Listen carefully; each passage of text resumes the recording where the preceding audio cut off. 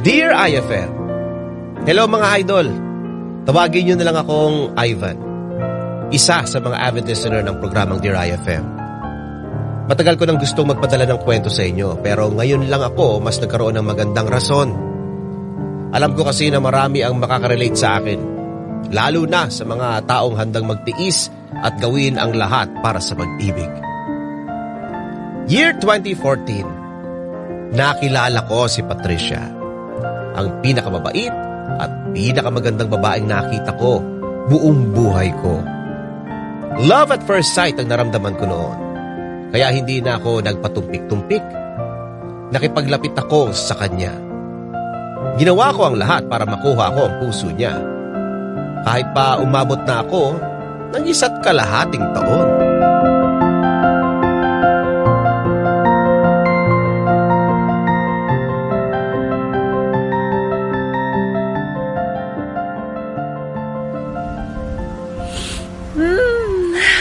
Grabe. Ang sarap talaga kapag fresh air. Nakaka-relax. Buti na lang nakumbinsin niyo ako sumama dito sa inyo. Naku, kung hindi, panigurado nasa bahay lang ako buong weekend. Ay. Ano ka ba naman, Patricia? Ikaw nga ang dahilan kung bakit nagka-outing tayo biglaan eh. Gab! Sus, pasaway-saway ka pa dyan. Halata naman na si Patricia ang dahilan kung bakit tayo nandito. Sinabit mo lang kami ni Gab para may kasama kayo. Kasi siguradong hindi sasama yan kapag wala itong si Baby. Okay, sige. Sige, i-booking nyo pa ako. Tama yung mga ginagawa nyo. Alam nyo, totoong kaibigan talaga kayo, no? Bakit ba kasi hindi mo na lang sagutin tong si Ivan, Patricia? Ano pa bang hahanapin mo dyan? Oh, tingnan mo ha. Gentleman, sweet, at thoughtful pa. Imagine, gumastos siya sa ganitong weekend getaway dahil alam niyang stress ka sa trabaho. Teka. Tumigil na kayong dalawa, ha? Napakadaldal nyo eh. Uy, totoo naman eh. Diba? Kaya Patricia, sagutin mo na tong si Ivan. Handang ubusin ito ang kaban niya para sa'yo. Alam nyo, ha?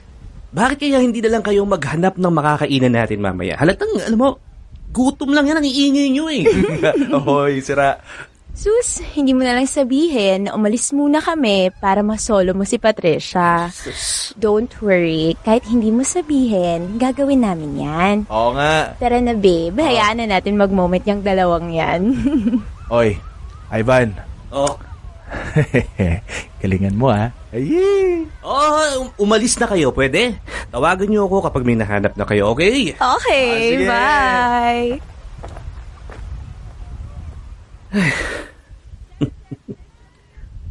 Sorry dun sa dalawa, ha? Alam mo, natutuwa ako sa'yo.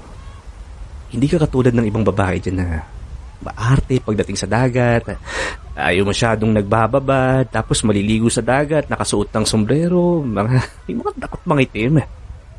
Pero ikaw, walang kaarte-arte. Ang hassle naman kasi noon. Alam mo, nandito ako para mag-relax at maligo sa dagat. Hindi para umaura, no?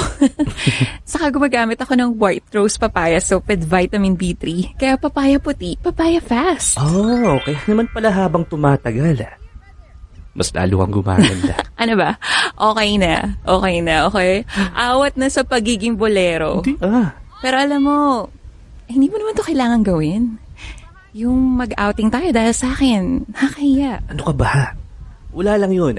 Parati kong sinasabi sa'yo, di ba? Kapag masaya ka, masaya na rin ako. Yun ang top priority ko. Ang mapasaya ka. So, mukhang tama nga si baby. Tama saan? Na kapag sinagot kita, daig ko pa ang reyna sa pag-aalaga sa akin. Oo naman. Tsaka simple lang naman ang pangarap ko ngayon eh. Yun na yung mahalin mo rin ako.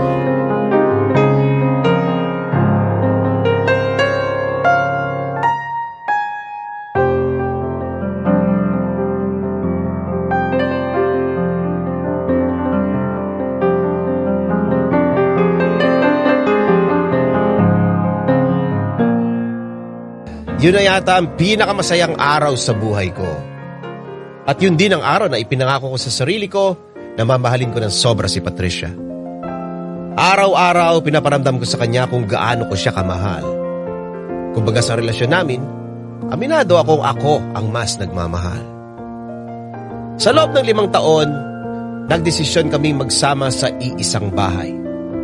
Parehas kasi kaming nangungupahan noon at dahil halos magkalapit lang naman ang mga pinagtatrabahuan namin, kumuha kami ng apartment na parehas malapit sa mga iyon. Para na rin makatipid kami sa lahat ng gastusin.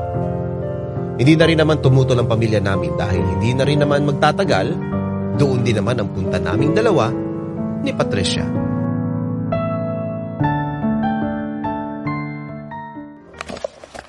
Love, saan ko lalagay ito? Teka, ano bang mga laman yan? Mga lagayan. Teka, ba't ka bumili ng mga to? Kailangan yan dito. Lagayin ng mga kung ano-anong pagkain. Alam mo, ilagay mo yan dun sa cabinet sa taas. Okay. Kanan, sa dulo. Okay. Okay. Iyan. Okay na. Maayos ba yung pagkakalagay mo? Yes, ma'am. Naka-arrange pa yan by color, ha? Sira. Meron pa bang kailangan buksan? Ito. Anong laman ito? Hayaan mo na lang muna yan dyan. Ako na bahala. Sigurado ka? Of course. Magpahinga muna tayo. Magpahinga? Okay. Ivan! Ano ba? Ibaba mo nga ako. Love! Di ba ganitong ginagawa kapag bagong lipat? Binubuhat ang babae. Sira ka talaga. Ba? Bakit? Alam mo, pagpapasok yun sa loob ng bahay. Hindi yung, hindi dito sa loob. Ganun ba? Lumabas muna tayo. Tapos, pasok ulit. Ano ka ba? Alam mo, ibaba mo nga ako. Sige na nga. Yan. Ano? Ikaw, alam mo, sira ulo ka talaga. Kakain na nga ako ng marami para hindi mo na ako nagagawang buhatin agad. Ay, wag mong mamaliitin yung katawan ko, ha?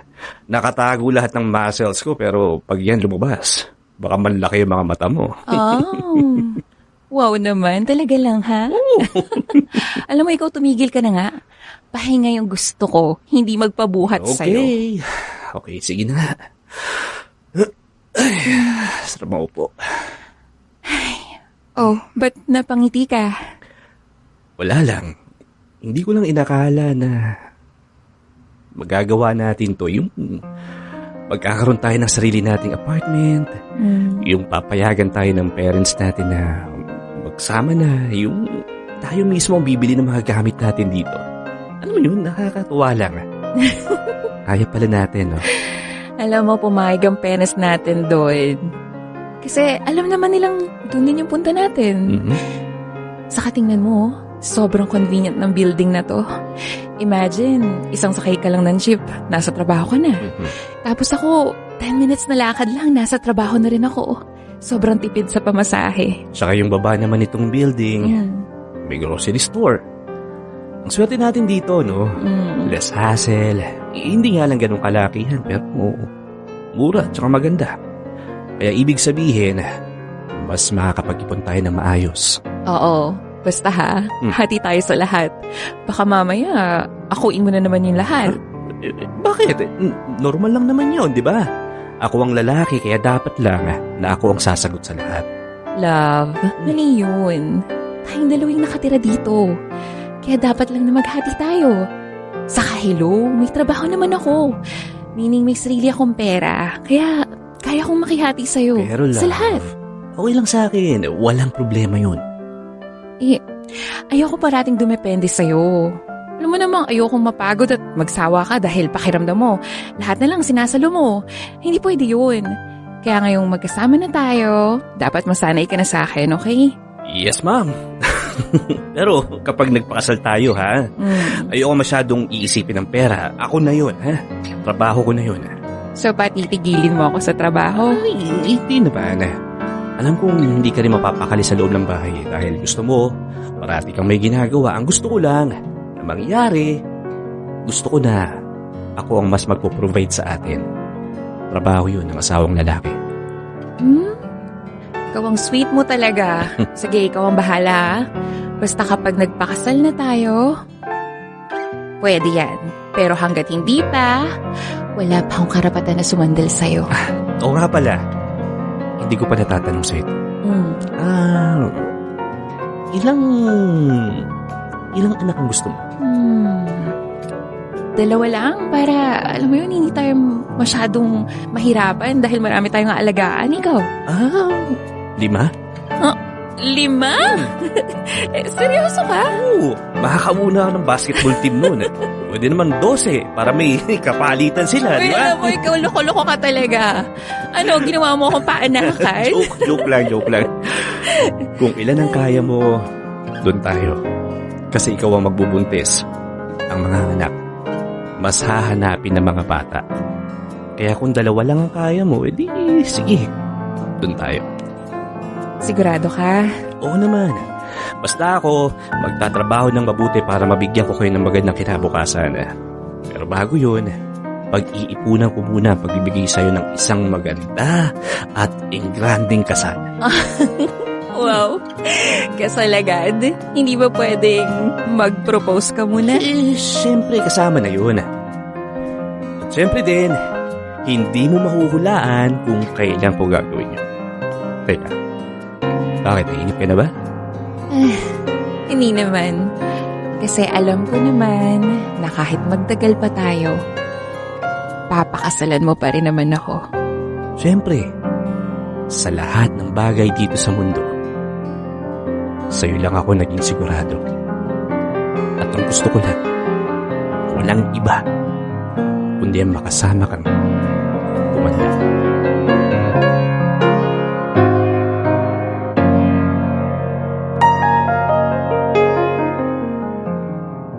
Sobra kaming naging masaya ni Patricia. Mas natuto kami sa buhay nung nagsama na kami. Natutong magtipid, mag-budget, at syempre natutong pakisamahan ng isa't isa. Totoo palang sinasabi nila. Malalaman mo lang talaga ang totoo ugali ng partner mo kapag nakasama mo na siya sa iisang bubong.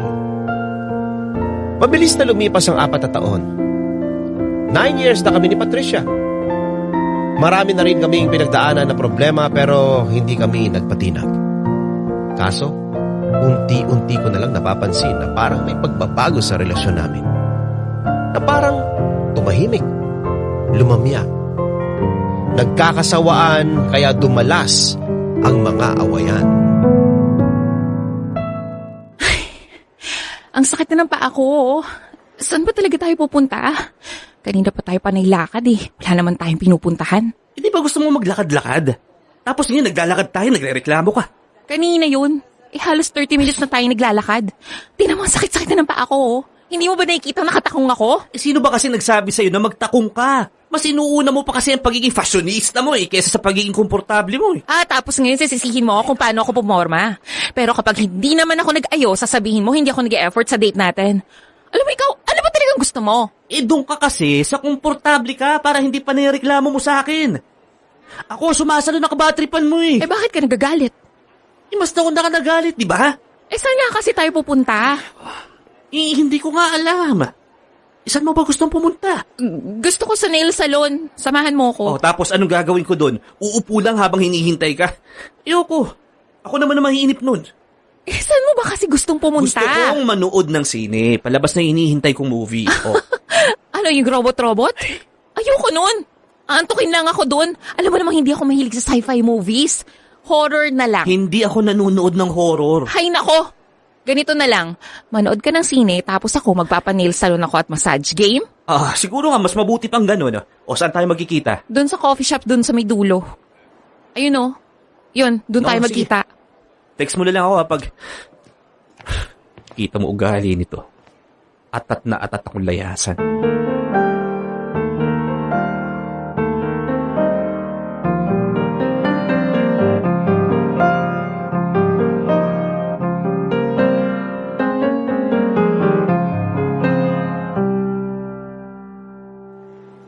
Nail salon daw. Nag-shopping pala. May binubulong-bulong ka dyan? Ang sabi ko, nail salon daw, nag-shopping pala. Anong masama sa ginawa ko? Sariling pera ko naman to As long as nagagawa ko, responsibilidad ko dito. Desisyon ko kung kailan at saan ko gagamitin yung perang pinaghirapan ko. Di ba nga ang usapan natin, parehas tayo magtitipid. Para kapag nagdesisyon tayong mga ibang bansa, may pera tayo. Oh. Ba't ka natahimik? Ayoko nang tumuloy. Ano? Bakit ha? Mas marami tayong opportunities doon. Mas malaki yung perang maiipon natin. Aswerte na nga natin dahil may tutulong sa atin. Ayoko na pala. Hindi ko kaya umalis at iwan dito si mama. Ma-homesick lang ako. Kasama mo naman ako eh. Paano ka ma-homesick? Bakit? Ikaw lang ba ang tao sa buhay ko? Hindi naman ah. Saka mas kaya mo doon. Mas malakas ang loob mo kaysa sa akin. Kaya ikaw na lang. Tapos tayong dalawa naman yung magkakalayo. Patricia naman. Ang tagal na nating plano to, di ba? Tutulungan tayo ni tita na maipasok sa pinagtatrabahuhan niya. Magsasama tayong dalawa doon. Tapos mag-iipon para pag uwi natin dito, magpapakasal na tayo. Sabay tayo magpapatayo ng sarili nating bahay. Yun ang plano, di ba? Eh sa ayoko na nga umalis eh. Ayoko na, okay? Ayoko na. Hindi na yun ang gusto ko. May ibang plano na ako eh. Mag-iiba ka na ng plano?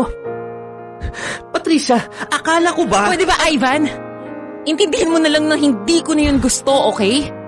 Gusto ko dito na lang ako magtrabaho ng mabuti. Ayos naman ang kinikita ko dito ah. So wala akong dahilan para mga ibang bansa pa. Kung gusto mo pang umalis, edi umalis ka! Hindi kita pipigilan. O tapos ano? Paano tayo? LDR? Kakayanin ba natin yon? Kung ngayong pangalang na magkasama tayong dalawa, parati tayo nagtatalo eh. Ang sinasabi ko lang dito, hindi ko na plano yung plano mo. Magkaiba na tayo ng gustong gawin. Depende na sa ating dalawa kung sino magbabago ng plano o parehas nating gagawin ang mga kanya-kanyang plano natin. Regardless kung ano mangyayari sa relasyon natin, tapos ang usapan.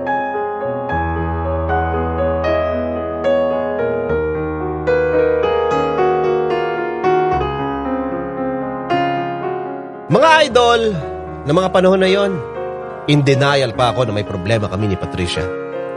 Na unti-unti kami nagkakaroon ng mga kanya-kanyang plano sa buhay. Hindi na nagkakasundo. Kasi alam ko kung ano ang ibig sabihin nun. Alam ko kung saan papatungo ang lahat. Siyam ng buhay ko ang binigay ko sa relasyon na yon. Kaya hindi ko kayang tanggapin na matatapos lang yon ng ganun-ganun lang.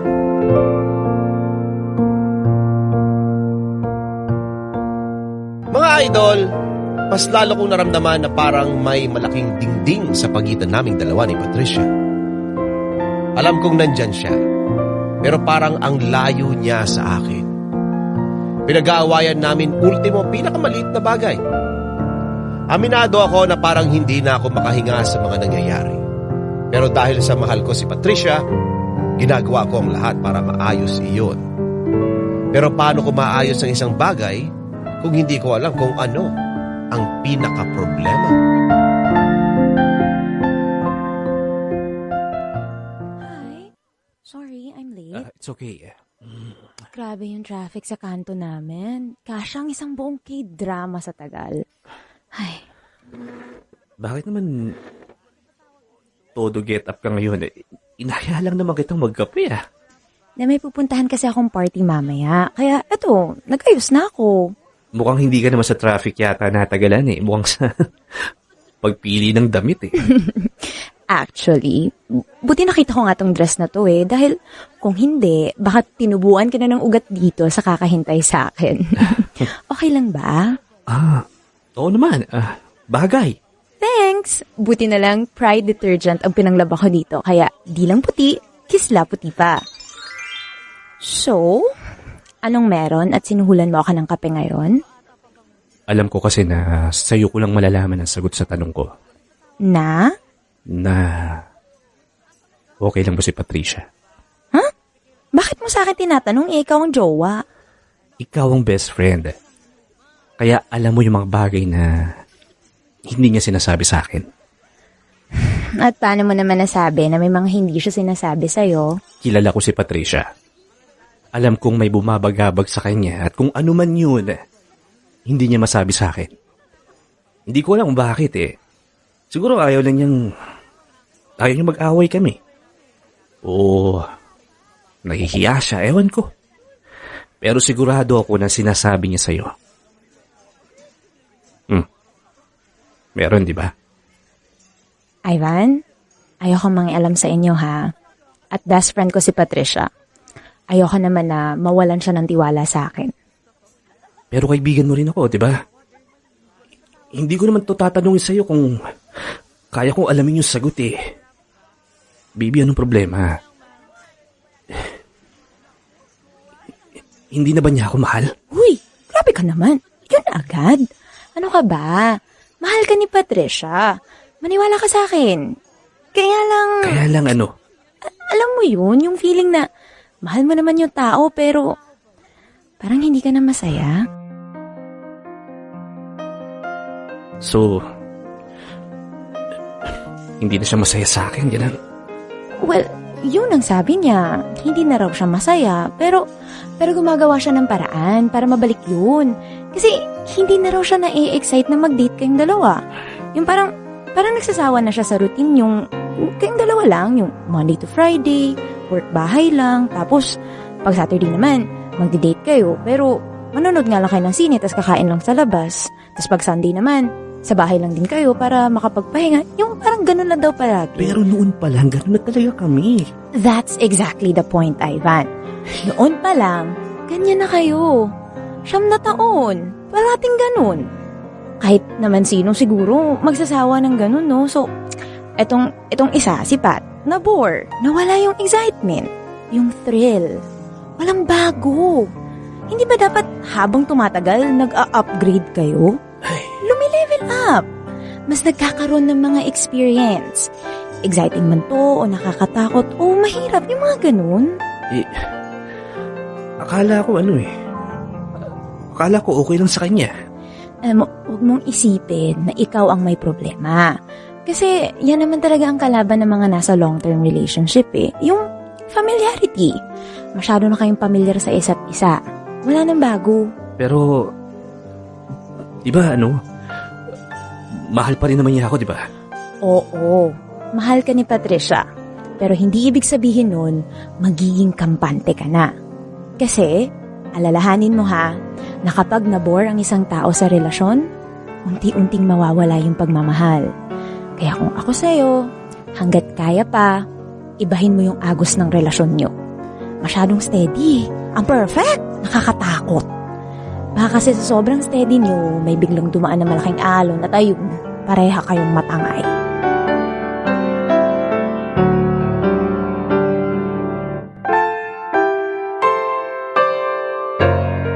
Mga idol, nag-isip ako ng paraan para bumalik kami ni Patricia sa dati. Naisip ko na since malapit na ang 10th anniversary namin, nagplano ako ng special trip para sa aming dalawa. Special trip dahil doon ko na rin sana balak gawin ang matagal ko ng pinaplanong sorpresa.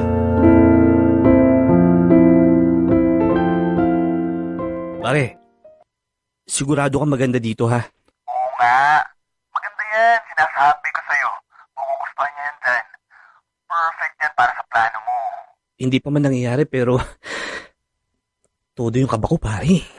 Ay, nako. Oo, mas kalmado ka pa kaysa sa akin eh. Nung nag-propose ako kay baby, nako. Hindi na ako nakapagsalita sa kaba. Umuo na lang sa... Kaya mo yan.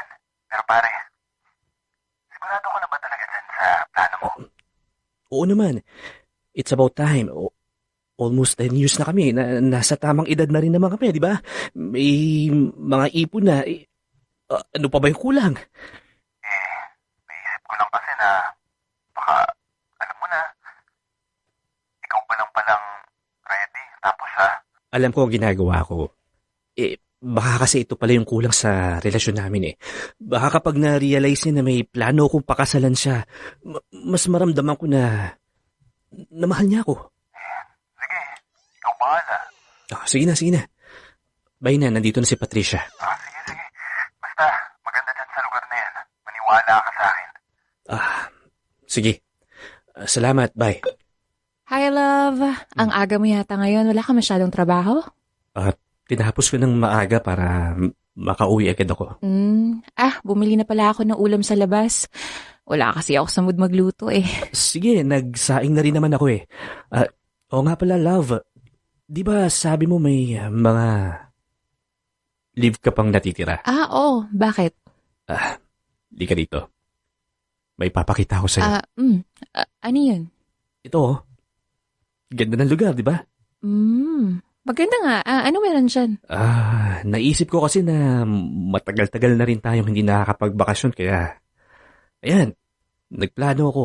Kahit mga ilang araw lang, okay na yun. Para makapag-relax tayo. Perfect para sa 10th anniversary natin. Ano sa tingin mo? Kailan mo ba naiisip? Sa katapusan, right after ng sweldo para mas masarap magbakasyon. Katapusan? Tingnan ko kasi buong buwan kaming busy sa office eh. Kaya yan. Magpapaalam ka, ha? Tingnan ko muna pero hindi talaga ako sigurado. Kailan ka magiging sigurado na pwede ka mag-leave? Ewan ko, hindi ko alam. Tanungin mo kaya ang boss mo kung kailan na pwedeng mag-leave sa inyo. Syempre sasabihin niya na hindi pwede kapag nagtanong ako. Bahala na, tingnan na lang natin. Ito naman, oh. Parang hindi ka naman excited. Anniversary celebration natin to, lang. Kailangan ba talaga mag-celebrate? Busy ako eh. Busy din naman ako, ha? Yun pala eh. Di mas hindi tayo pwedeng magbakasyon? Busy ka rin pala eh. Pwede na lang tayo bumawi next year. Alam mo yun, bahala na. Sige na. Magpaalam ka na. Papayagan ka niya. Hindi nga ako sigurado. Ang kulit mo naman, Ivan eh. Hindi lahat ng plano mo pwede ako. May trabaho din naman ako na kailangan ko unahin. Kung gusto mo, mag-isa kang pumunta dyan. Pwede naman. Patricia, ilang araw ko lang naman mawawala sa office eh. Wala na tayo ibang ginawa kundi magtrabaho eh. Chance natin to para magkaroon tayo ng oras sa isa't isa. Bigyan mo naman ako ng oras. Naintindihan ko naman yun, pero... Pero ano? Ha? Ano? Bakit ka nagagalit dyan? Ikaw nga itong kinukulit ako eh. Kahit ilang beses ko sinabi sa'yo na hindi nga kasi pwede. Parati ka na lang kasing may pero eh. Ano ba talagang problema, ha? Ito na gumagawa na ako ng paraan para kahit papaano may bago sa atin. Pero hindi ka naman nakikipag-cooperate sa akin eh. Kapag mas lalo ko nilalapit yung sarili ko sa'yo, lumalayo ka. Bakit, ha? Hindi ka na ba talaga masaya sa akin?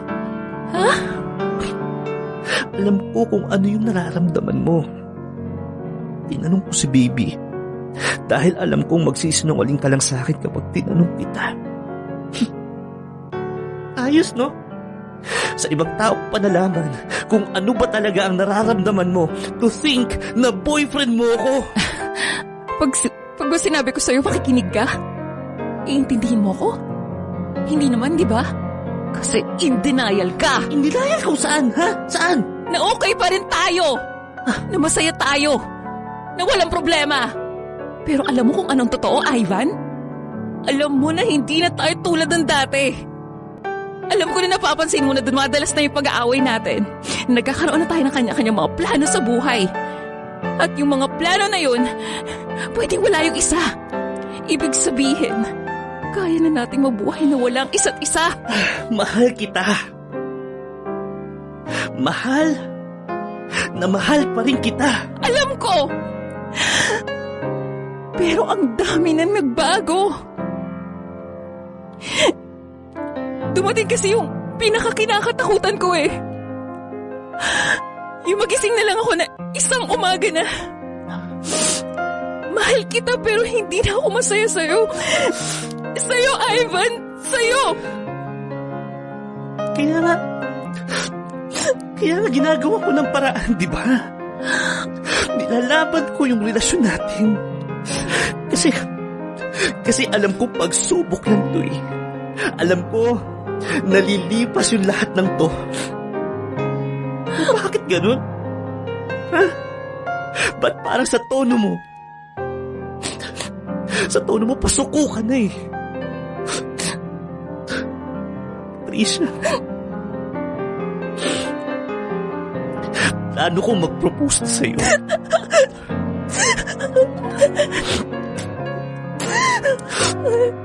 Baka kasi kailangan lang natin maalala ulit kung bakit binigay natin ang 10 taon ng buhay natin sa isa't isa.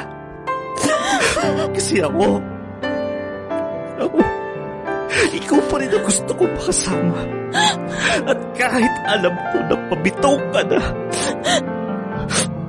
pinipilit ko pa rin kumapit.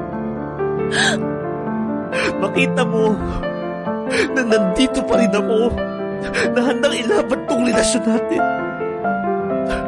At patuloy ako umahasa na baka sakaling kumapit ka ulit. Ivan, umamin na lang tayo.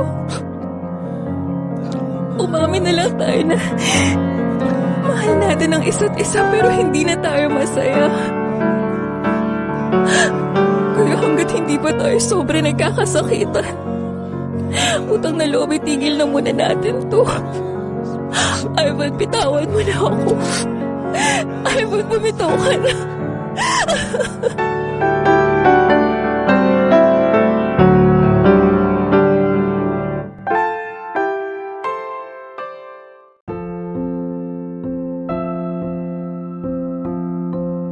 Yung mahal ka niya pero hindi na siya masaya sa'yo. Akala ko joke lang yun. Isang malaking kalokohan. Kasi di ba kapag mahal mo, masaya ka? Kapag mahal mo, hindi mo susukuan. Pero totoo ngang masyadong malawak ang pag-ibig kaya parati ka nitong ginugulat. Halos mamatay-matay ako sa sakit. Isang linggo pagkatapos ng breakup namin ni Patricia. Inom dito, inom doon. Nagpapakalasing para makatulog agad sa gabi at hindi ko na siya maisip. Kaso wala. Hindi kaya. Sa loob ng 10 taon, sa kanya lang umikot ang mundo ko. At hindi ko napaghandaan ang araw na magigising akong wala na siya sa tabi ko.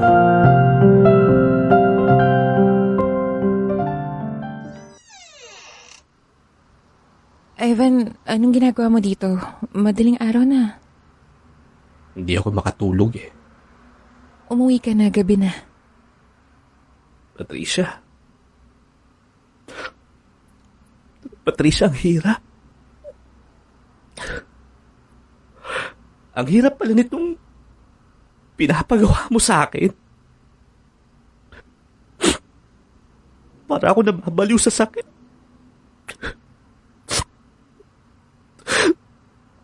Parang hindi ko kaya. Ivan, please. Umuwi ka na. Patricia, wala na ba talagang pag-asa? Ha? Baka naman pwede pa nating ayusin to, please. Please. 10 taon yun. 10 taon ng buhay ko. Sa 10 taon na yun, ikaw lang ang nakasama ko. Lahat ng pangarap, lahat ng pagmamahal, sa'yo ko lang binigay.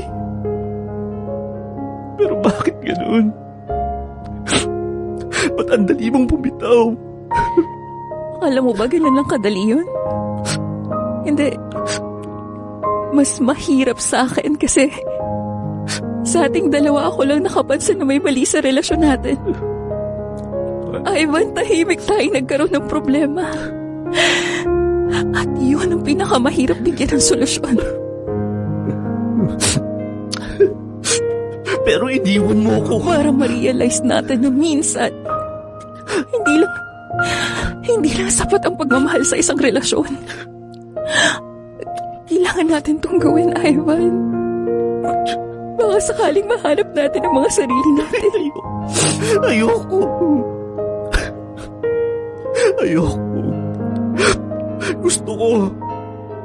Gusto ko ikaw lang ang kasama ko. Alam ko. Pero kailangan muna natin maghiwalay. Magbigay ng oras para sa mga sarili natin. Oh, please. Ayoko mawala yung Patricia na minahal mo. Dahil lang sa mas pinili kong manatili sa'yo kahit na alam ko may problema na. Kahit na alam ko hindi na ako masaya. Mas masasaktan lang tayo. Kaya please, Ivan. Ivan, tama na. Tama na muna, okay? Pahinga muna tayo. Sige. Sige. Hayaan mo na kita. Pero gusto kong ibigay ito. Ito yung singsing na sana ibibigay ko sa'yo pag nag-propose na ako. Ivan. Ito yung patunay na kahit gaano katagal, hihintayin kong bumalik ka sa akin. Dahil alam ko na babalik ka. Alam ko na hindi mo ko tuluyang iiwan. Na kailangan mo lang ng oras. Kaya maghihintay ako. At alam ko wala na akong ibang mamahalin kundi ikaw lang.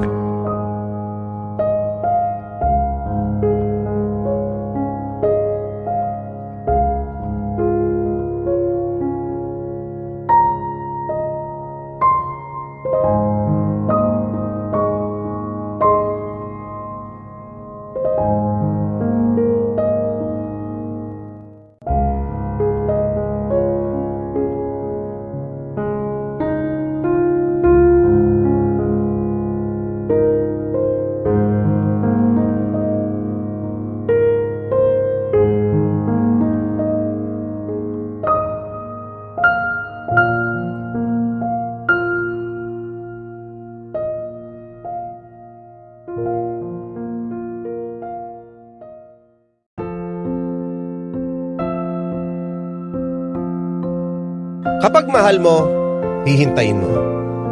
Kapag mahal mo, ipaglalaban mo. Kahit gaano kahirap, kahit gaano katagal, itutuloy mo pa rin ang laban. Dahil wala kang ibang gustong makasama kundi siya lang. Kahit na sinasabi ng isip mo na tama na, huwag ka nang umasa. Pero ayaw sumuko ng puso mo. Dahil alam mo at pinaniniwalaan mo na kapag pinakita mo sa kanya at sa mundo kung gaano katibay ang pagmamahal mo, baka sakali, mabigyan ka ng pagkakataon. Hanggang ngayon mga idol ay hinihintay ko pa rin si Patricia.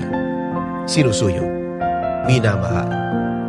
Umaasa na dumating ang araw na bumalik ang pagmamahal niya sa akin. At kung hindi man, sana maihanda ko ang puso ko. Dahil ngayon, wala akong ibang gustong mahalin kundi siya lang. Maraming salamat sa pagbibigay ng oras na mabasa itong kwento ko. God bless sa inyong lahat. Nagpapasalamat, Ivan.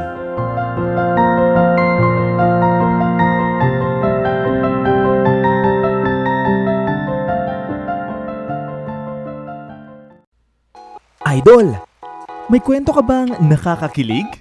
O di kaya naman may kurot sa puso? Pampagood vibes. O baka naman gusto mo lang makapagbigay ng inspirasyon? Halika! Pwedeng-pwede kang magpadala ng kwento ng buhay mo sa amin. Magpadala lang ng sulat sa email dearifmstories@gmail.com o di kaya naman mag-PM sa official Facebook page namin. Hanapin lang ang Dear IFM at kami nang bahala sa'yo. Malay mo, kwento mo na pala ang susunod na mapapakinggan.